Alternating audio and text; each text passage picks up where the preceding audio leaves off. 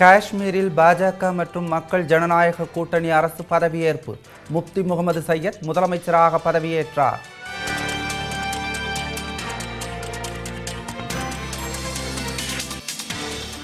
ஒன்பது விக்கெட் வித்தியாசத்தில் இலங்கை அணி அபார வெற்றி. இங்கிலாந்து அணிக்கு 3வது தோல்வி.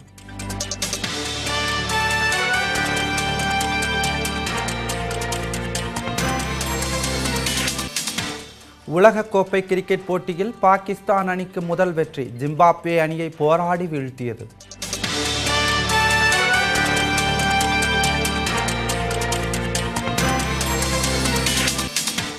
இலங்கை துறைமுகங்களில் சீனாவின் நீர்மூழ்கி கப்பல்களுக்கு அனுமதி இல்லை. இலங்கை அரசு அதிரடி அறிவிப்பு.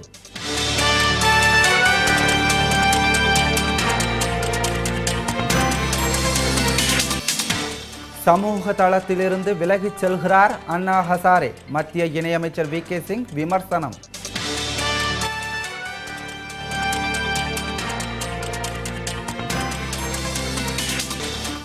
ஜாதியின் பெயரால் அரசியல் கூடாது என பாஜக தலைவர் தமிழிசை சவுந்தரராஜன் வேண்டுகோள். ஜாதி கொலைகள் தடுக்கப்பட வேண்டும் என்றும் வலியுறுத்தல்.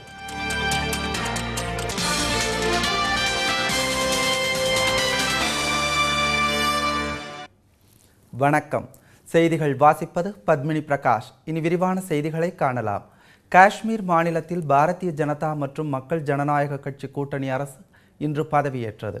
காஷ்மீர் மாநில முதலமைச்சராக முப்தி முகமது சையத் பதவியேற்றுக் கொண்டார். கடந்த டிசம்பரில் நடைபெற்ற காஷ்மீர் சட்டசபை தேர்தலில் எந்த கட்சிக்கும் தனி பெரும்பான்மை கிடைக்காததால் குடியரசுத் தலைவர் ஆட்சி அமல்படுத்தப்பட்டது. இந்நிலையில் 28 இடங்களில் வெற்றி பெற்ற மக்கள் ஜனநாயக கட்சிக்கும் 25 தொகுதிகளை கைப்பற்றிய பாரதிய ஜனதா கட்சிக்கும் இடையே நடைபெற்ற பேச்சுவார்த்தையில் உடன்பாடு ஏற்பட்டது. இதையடுத்து காஷ்மீரில் பாரதிய ஜனதா கட்சி மற்றும் மக்கள் ஜனநாயக கட்சி கூட்டணி அரசு இன்று பதவியேற்றது. ஜம்முவில் இன்று நடைபெற்ற விழாவில் மக்கள் ஜனநாயக கட்சியின் தலைவர் முப்தி முகமது சையத் ஜம்மு காஷ்மீர் மாநில முதலமைச்சராக பதவியேற்றார். அவருக்கு மாநில ஆளுநர் என் போரா பதவி பிரமாணம் செய்து வைத்தார். பாரதிய ஜனதா கட்சியின் நிர்மல் சிங் உட்பட அமைச்சர்களும் பதவியேற்றுக் கொண்டனர். அமைச்சராக பதவியேற்றுள்ள பாஜகவின் நிர்மல் சிங் காஷ்மீர் மாநில துணை முதல்வராகிறார்.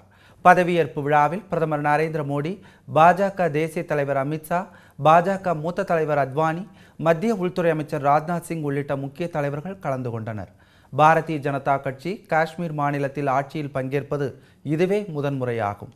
முதலமைச்சராக பதவியேற்ற பின்னர் செய்தியாளர்களிடம் பேசிய முப்தி முகமது சையத், முன்னாள் பிரதமர் வாஜ்பாய் தலை சிறந்த பண்பாளர் என பாராட்டினார். புதிய கூட்டணி அரசு காஷ்மீர் மக்களின் வாழ்க்கையில் திருப்பத்தை ஏற்படுத்தும் எனவும் அவர் தெரிவித்தார்.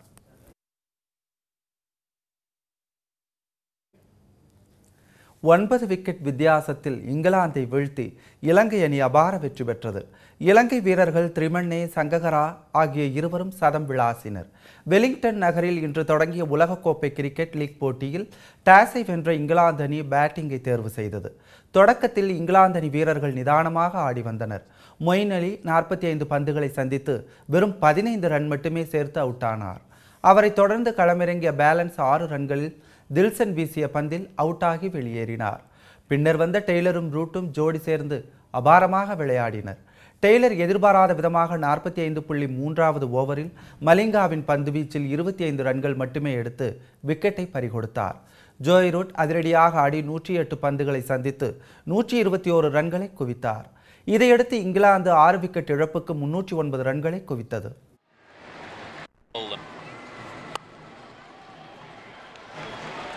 He should run here. Goes leg side and will finish with a boundary. Finishes with a 4. So what a Haler Jayawardene, but after that he just took over, really bossed the middle part of the innings. 310 ரன்கள் என்ற இலக்கை நோக்கி இலங்கை அணியினர் ஆட்டத்தை தொடங்கினர். இலங்கை வீரர்கள் தொடக்கத்திலிருந்தே சிறப்பாக ஆடி ரன்களை குவித்தனர். தில்சன் 44 ரன்களில் ஆட்டமிழந்தார். இங்கிலாந்தின் பந்துகளை பல்வேறு திசைகளிலும் விளாசி அடித்து இலங்கை வீரர்கள் திரிமன்னே மற்றும் சங்ககரா ஆகிய இருவரும் சதம் விளாசினர்.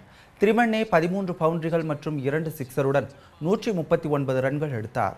சங்ககரா 117 ரன்களை சேர்த்தார். இதையடுத்து 9 விக்கெட் வித்தியாசத்தில் இங்கிலாந்தை வீழ்த்தி இலங்கை அபார வெற்றி பெற்றது.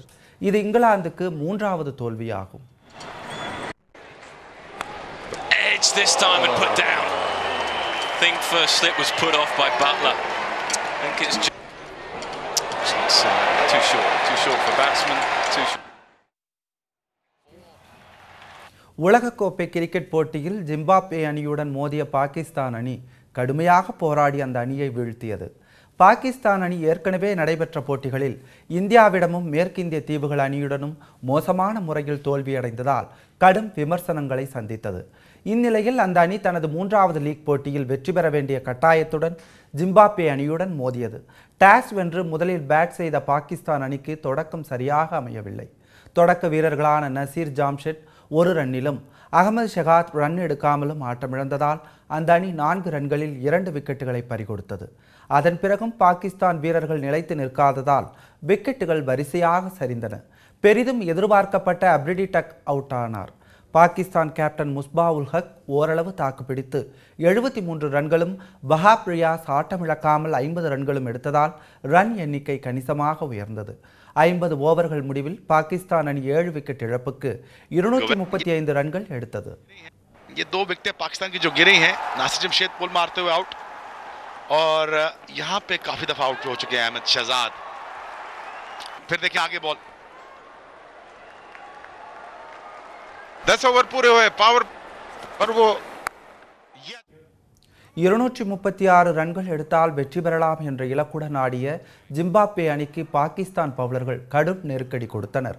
இதனால் சீரான இடைவெளியில் விக்கெட்டுகள் சரிந்ததால் ஜிம்பாப்வே அணி 150 ரன் எடுப்பதற்குள் 5 விக்கெட்டுகளை இழந்தது. மேலும் 18 ரன் எடுப்பதற்குள் 3 விக்கெட்டுகள் விழுந்ததால் ஜிம்பாப்வே அணியால் நிமிர முடியவில்லை. அப்போது களத்தில் இருந்த பன்யான்கரா 10 ரன்கள் எடுப்பதற்குள் 43 பந்துகளை வீணடித்ததால் ஜிம்பாப்வே அணிக்கு கடும் நெருக்கடி ஏற்பட்டது. அணியை தூக்கி நிறுத்த சிக்கும்புரா தனி ஆளாக கடைசி வரை போராடினார். முன்னணி வீரர்களின் பொறுப்பற்ற ஆட்டத்தால் ஜிம்பாப்வே அணி தோல்வி பாதையில் சென்றது. ஜிம்பாப்வே அணி வெற்றி பெற கடைசி 3 ஓவர்களில் 34 ரன்கள் தேவைப்பட்டது. மேலும் 14 ரன்கள் சேர்ப்பதற்குள் மீதி இருந்த 2 விக்கெட்டுகளும் விழுந்ததால் பாகிஸ்தான் அணி கடைசி ஓவரில் 20 ரன்கள் வித்தியாசத்தில் வெற்றி பெற்றது.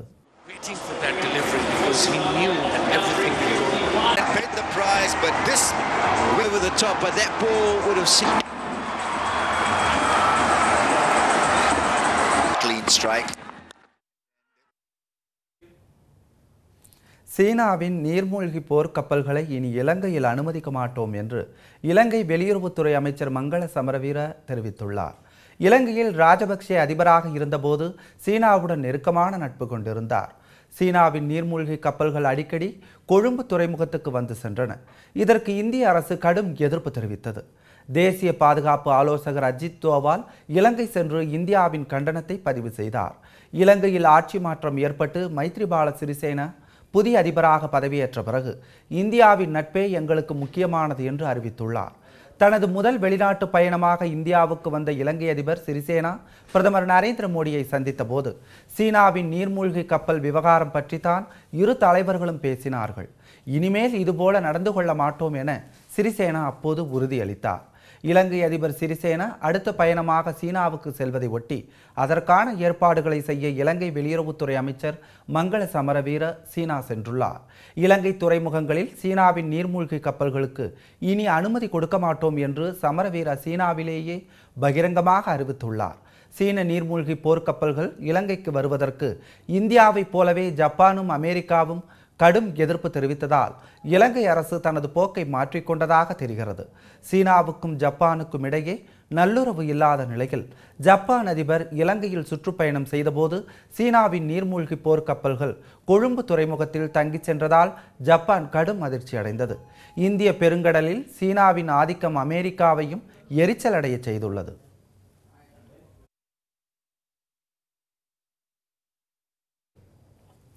சமூக தளத்திலிருந்து அண்ணா ஹசாரே விலகிச் செல்வதாக மத்திய அமைச்சர் வி.கே. சிங் கூறியுள்ளார். நிலம் கையகப்படுத்துதல் சட்டத்திருத்த மசோதாவுக்கு எதிராக கடந்த சில நாட்களுக்கு முன்னர் சமூக ஆர்வலர் அண்ணா ஹசாரே டெல்லியில் போராட்டம் நடத்தினார். இது குறித்து கருத்து தெரிவித்துள்ள மத்திய வெளியுறவுத்துறை இணையமைச்சர் வி.கே. சிங், சமூக ஆர்வலர் அண்ணா ஹசாரே பங்கேற்கும் மேடையை அரசியல் தலைவர்கள் ஆக்கிரமித்து வருவதாக விமர்சனம் செய்துள்ளார். அண்ணா ஹசாரே சமூக தளத்திலிருந்து விலகி அரசியல் தளத்திற்கு நகர்ந்து செல்வதாகவும் அவர் தெரிவித்துள்ளார். அவரது போராட்ட மேடைகளில் காங்கிரஸ் கட்சி மற்றும் ஆம் ஆத்மி கட்சி பிரமுகர்கள் இடம் பிடித்து வருவதாகவும் மத்திய இணையமைச்சர் வி.கே. சிங் கூறினார்.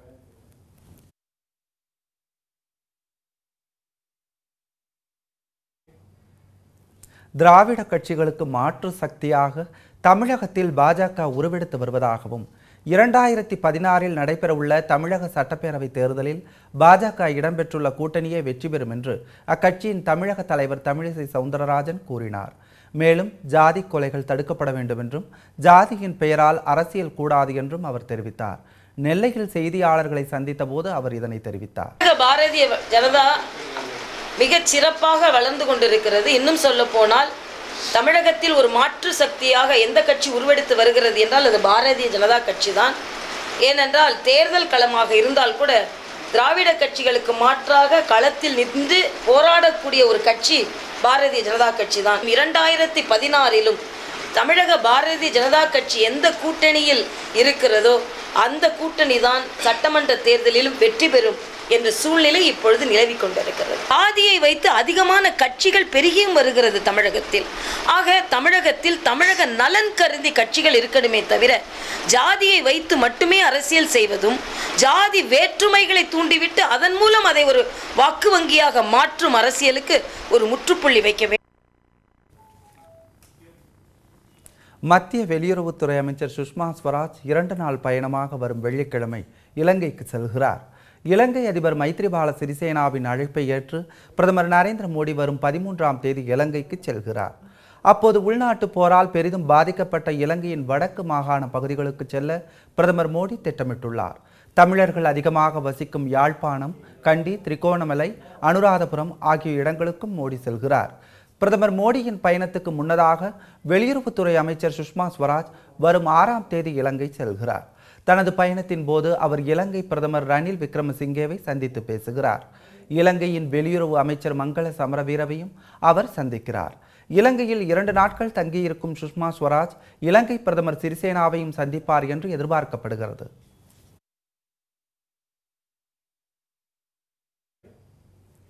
இலங்கையில் உள்ள தமிழக மீனவர்களின் 86 படகுகள் விரைவில் தமிழகத்திற்கு திருப்பி அனுப்பப்படும் என இலங்கை துணை தூதர் தெரிவித்துள்ளார். இலங்கை கடற்படையினர் பறிமுதல் செய்து வைத்துள்ள தமிழக மீனவர்களின் படகுகளை விடுவிக்க நடவடிக்கை எடுக்க வேண்டும் என மத்திய அரசை தமிழக அரசு வலியுறுத்தி வருகிறது. இதற்கான நடவடிக்கைகளை எடுத்து வருவதாக மத்திய அரசு சமீபத்தில் தெரிவித்தது. இந்நிலையில் இப்பிரச்சனை குறித்து கருத்து தெரிவித்துள்ள இந்தியாவுக்கான இலங்கை துணை தூதர் நடராஜன் இலங்கையில் உள்ள தமிழக மீனவர்களின் 86 படகுகள் விரைவில் திருப்பி அனுப்பப்படும் என கூறியுள்ளார். படகுகள் எந்த பாதிப்பின்றி பாதுகாப்பாக உள்ளதாக குறிப்பிட்ட அவர் 86 படகுகளையும் மீட்பது பற்றி பேச்சு நடத்த இந்திய குழு விரைவில் இலங்கை வர உள்ளதாக கூறினார்.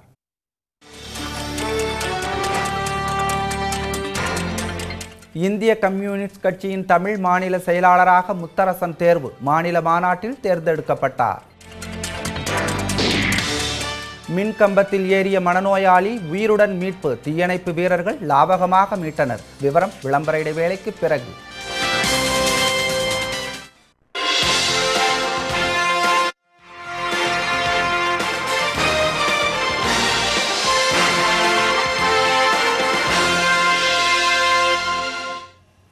செய்திகள் தொடர்கின்றன. இந்திய கம்யூனிஸ்ட் கட்சியின் புதிய தமிழ் மாநில செயலாளராக முத்தரசன் தேர்ந்தெடுக்கப்பட்டுள்ளார். கோவை சிவானந்தா காலனியில் கடந்த 4 நாட்களாக இந்திய கம்யூனிஸ்ட் கட்சியின் மாநில மாநாடு நடைபெற்றது. இதில் இந்திய கம்யூனிஸ்ட் கட்சியின் தேசிய பொதுச் செயலாளர் சுதாகர் ரெட்டி, தேசிய செயலாளர் டி ராஜா, குருதாஸ் தாஸ் குப்தா, கட்சியின் மூத்த தலைவர் நல்லக்கண்ணு, தா பாண்டியன் உள்ளிட்ட தலைவர்கள் கலந்து கொண்டனர். இந்த மாநில மாநாட்டில் இந்திய கம்யூனிஸ்ட் கட்சியின் மாநில செயலாளராக முத்தரசன் தேர்வு செய்யப்பட்டார். அவர் தா பாண்டியனுக்கு பதிலாக மாநில செயலாளராக தேர்வானார். இந்திய கம்யூனிஸ்ட் கட்சியின் புதிய மாநில செயலாளர் முத்தரசன் திருவாரூர் மாவட்டத்தைச் சேர்ந்தவராவார்.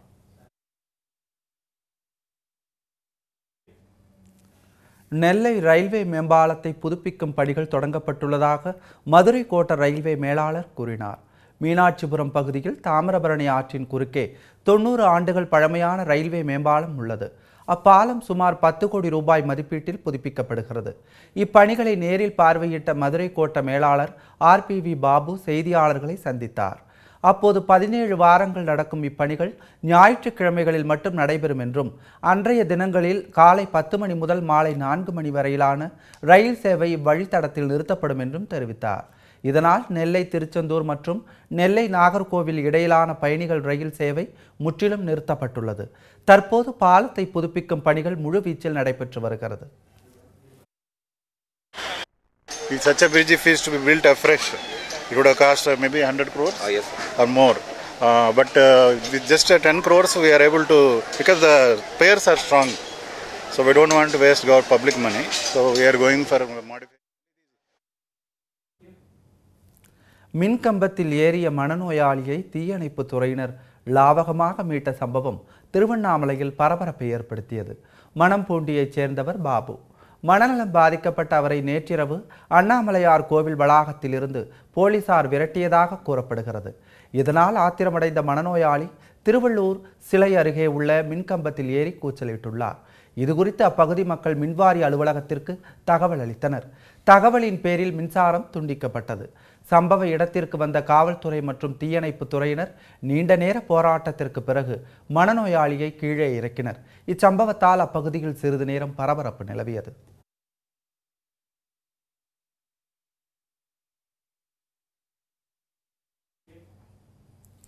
உலகளவில் எதிர்பார்ப்பு மிக்க மோடி அரசின் பொது பட்ஜெட்டில் சலுகைகள் சாமானியருக்கா, சம்பளதாரர்களுக்கா, தொழிலதிபர்களுக்கா என்ற பலதரப்பட்ட கேள்விகளுக்கும் பதிலுடன் கூடிய பயனாகவே அமைந்துள்ளது நடப்பாண்டிற்கான பட்ஜெட்.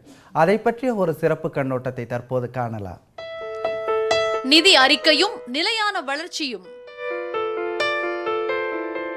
மோடி அரசின் முதல் பட்ஜெட். பட்ஜெட் ஒரு பார்வை. சீரழிந்து போய்க் கொண்டிருந்த நாட்டின் பொருளாதாரத்தை சீரமைத்து சீரான வளர்ச்சி பாதையில் கொண்டு செல்வதே தமது அரசின் தலையாய கடமை என்ற நடைபெற்ற மக்களவைத் தேர்தலில் பெரும்பான்மையுடன் ஆட்சி அமைத்த மோடி தலைமையிலான மத்திய அரசு 2015-16 ஆண்டிற்கான பொது பட்ஜெட்டை தாக்கல் செய்தது. நாட்டின் 67வது பொது பட்ஜெட்டை நாடாளுமன்றத்தில் தாக்கல் செய்தார் நிதியமைச்சர் அருண் ஜேட்லி. தளர்ச்சியின் பிடியில் சென்று கொண்டிருந்த நாட்டின் பொருளாதாரத்தை தூக்கி நிறுத்தும் தூணாக அமைந்துள்ள நடப்பாண்டிற்கான பட்ஜெட்டில் முக்கியத்துவம் கொடுக்க வேண்டிய திட்டங்களுக்கு முக்கியத்துவம் கொடுத்து அதன் வளர்ச்சிக்காக தக்க நிதிகளையும் ஒதுக்கியுள்ளார்.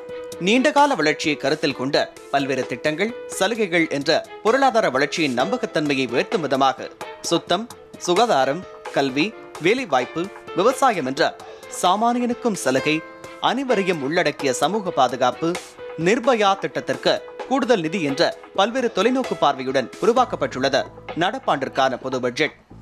இந்திய தேசம் விவசாய பூமி ஆதலால் 120 கோடி மக்களும் உணவு உற்பத்தியில் தன்னிறைவு பெறுவது அவசியம் என்பதை உணர்ந்த மோடி தலைமையிலான மத்திய அரசு விவசாய மேம்பாட்டு திட்டங்களுக்காக 3000 கோடி நிதி ஒதுக்கீடு, வேளாண் பொருட்களுக்கு நியாயமான விலை கிடைப்பதுடன் இயற்கை வேளாண்மைக்கு முக்கியத்துவம் அளிக்கப்படும். விவசாயிகள் பயிர்க்கடனாக 7% வட்டியில் 3 லட்சம் வரை கடனாக பெற முடியும். ஊரக மேம்பாட்டிற்காக நபார்ட் வங்கிக்கு 25,000 கோடி நிதி ஒதுக்கீடு. மேலும் 2020 ஆண்டுக்குள் 6 கோடி வீடுகள் கட்டித்தரப்படும்.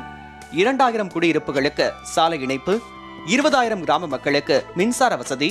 2022 ஆண்டிற்குள் குடும்பத்தில் ஒருவருக்கு வேலை வாய்ப்பு. தொழில் முனைவோருக்கு சிறு குறு அளவில் கடன் வழங்கும் வகையில் முத்ரா வங்கிகளின் உருவாக்கு 20,000 கோடி ஒதுக்கீடு செய்யப்பட்டுள்ளது. தேசிய ஊரக வேலைவாய்ப்பு திட்டத்திற்கு 6,000 கோடி நிதி ஒதுக்கீடு. சுயதொழில் தொடங்குவோருக்கு 1000 கோடி நிதி உதவி. சேவை வரி 14% உயர்த்தப்பட்டுள்ளது. புகையிலை பொருட்களுக்கு 15% கலால் வரி உயர்வு. தோல் காலணிகளுக்கான கலால் வரி 6% குறைப்பு. பெரிய நிறுவனங்களுக்கான கார்ப்பரேட் வரியானது படிப்படியாக 25% குறைக்கப்பட்டுள்ளது. இந்த வரி குறைப்பு 4 ஆண்டுகளுக்கு நிலையாக இருக்கும். அதனைத் தொடர்ந்து வரி குறைப்பு நடவடிக்கையும் எடுக்கப்படும். இதனால் புதிய வேலைவாய்ப்புகள் உருவாகும் என்ற எதிர்பார்ப்பும் ஏற்பட்டுள்ளது. மாநிலங்களுக்கு முக்கியத்துவம் கொடுக்கும் வகையில் தமிழகம், பஞ்சாப், ஜம்மு காஷ்மீர் மாநிலங்களுக்கு எய்ம்ஸ் மருத்துவமனைகள், கர்நாடகா, ஜார்க்கண்ட் மாநிலங்களில் புதிய IIM தொடங்கவும், அருணாச்சல பிரதேசத்தில் திரைப்பட கல்வி நிறுவனம் தொடங்கவும் அறிவிக்கப்பட்டுள்ளது. 80,000 இடைநிலை பள்ளிகளின் தரத்தை உயர்த்தவும், இளைஞர்களுக்கான வேலைவாய்ப்பை அதிகரித்த இந்தியாவை உற்பத்தி மையமாக மாற்றி உலகளவில் உற்பத்தி கேந்திரமாக இந்தியாவை மாற்ற வேண்டும். உலகத்தரத்திற்கு இணையாக தங்கப்பத்திர திட்டத்தை அறிமுகப்படுத்திய அருண் ஜேட்லி அதன் மூலம் வங்கிகளில் தங்கத்தின் மீது நிதி திரட்டும் திட்டம் அறிமுகமாகும் என்றும் மக்கள் நேரடியாக தங்கம் வாங்குவது குறைந்து தங்கத்தின் மீதான ஆவண வடிவிலான முதலீடு அதிகரிக்க வாய்ப்புள்ளதாகவும் கூறிய நிதி அமைச்சர், அசோக சக்கரம் பொறித்த தங்க நாணயங்கள் விற்பனைக்கு வெளியிடப்படும் என்றும் டெபிட் மற்றும் கிரெடிட் கார்டுகள் பயன்படுத்துவது ஊக்குவிக்கப்படும் என்றும் அறிவித்தார். பாதுகாப்பு தளவாடங்களை உள்நாட்டில் தயாரிக்க ஊக்குவிக்கும் விதமாக பாதுகாப்புத்துறைக்கு 2,47,747 கோடி ஒதுக்கீடு செய்த மேக் இன் இந்தியா திட்டத்தின் மூலம் ராணுவ தளவாடங்கள் அனைத்தும் உள்நாட்டில் தயாரிக்க திட்டம் வகுக்கப்பட்டுள்ளது. கருப்பு பணத்தை மீட்காமல் ஏழ்மையை ஒழிக்க முடியாது. வெளிநாட்டில் உள்ள கருப்பு பணத்தை மீட்டுக் கொண்டு வருவதில் உறுதி எடுத்துள்ளதாக கூறிய நிதி அமைச்சர், கருப்பு பணத்தை பதுக்கி இருந்தால் 10 ஆண்டு சிறை தண்டனை, வெளிநாட்டில் உள்ள சொத்து விவரங்களை மறைத்தால் 7 ஆண்டுகள் சிறை, கருப்பு பணம் பதுக்குவதை தடுக்க வரி அமைப்புகளில் சீர்திருத்தம், கருப்பு பண புழக்கத்தை கட்டுப்படுத்த விரிவான புதிய சட்டம் அமல்படுத்தப்படும். அது மட்டுமல்லாமல் பணமில்லா பரிவர்த்தனைக்கு ஊக்கமளிக்கப்படும். வரி ஏய்ப்பு செய்தால் 10 ஆண்டுகள் சிறை, ரியல் எஸ்டேட் உள்ளிட்ட பினாமி பெயர்களில் சொத்து குவிப்பை தடுக்க சட்டம், வருமான வரி கணக்கை தாக்கல் செய்யும் போது வெளிநாட்டு முதலீடு மற்றும் வங்கி முதலீட்டை மத்திய அரசுக்கு தவறாமல் தெரிவிக்க வேண்டும் போன்ற அதிரடியான திட்டங்களை அறிவித்த நிதி அமைச்சர், தனிநபர் வரி உச்ச வரம்பில் மாற்றம் எதுவும் இல்லை. ஆண்டுக்கு 2.5 லட்சம் ரூபாய் வருமானத்திற்கு வரி செலுத்த தேவையில்லை என்றும் 1 லட்சத்திற்கும் அதிகமான பண பரிவர்த்தனைக்கு பான் எண் கட்டாயமாக்கப்பட்டுள்ளது. நாட்டை முன்னேற்ற பாதைக்கு அழைத்து செல்லும் விதமாக அமைந்துள்ள நடப்பாண்டிற்கான பட்ஜெட்டை அனைவரும் வரவேற்றுள்ளனர்.